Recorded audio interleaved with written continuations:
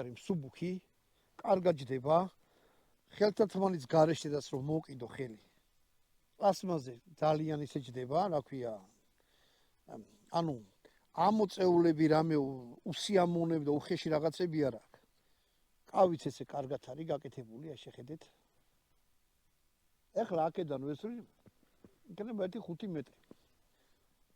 ხო და ნახოთ თვითონ როგორი ისექნება შეგრძნება სროლის დროს. ის მოვარგებ.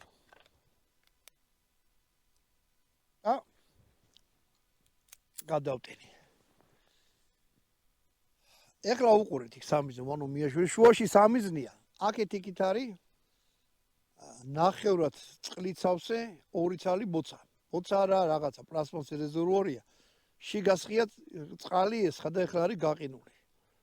მაგას ვესვრი, აბა ყინული როგორ დაიმტრევა და ვნახოთ. ვანო, იცი როგორ დადი, კირო.